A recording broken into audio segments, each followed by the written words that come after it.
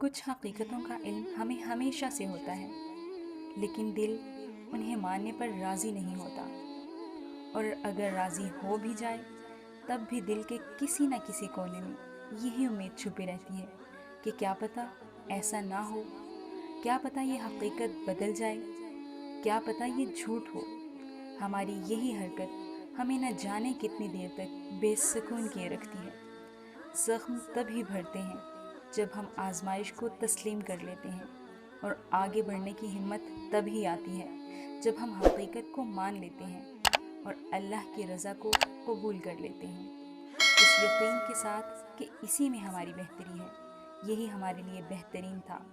آسان کچھ بھی نہیں ہوتا، ہر چیز مشکل ہوتی ہے، لیکن روز روز رونے سے بہتر ہے کہ ایک ہی دفعہ جی بھر کر رو لیا جائے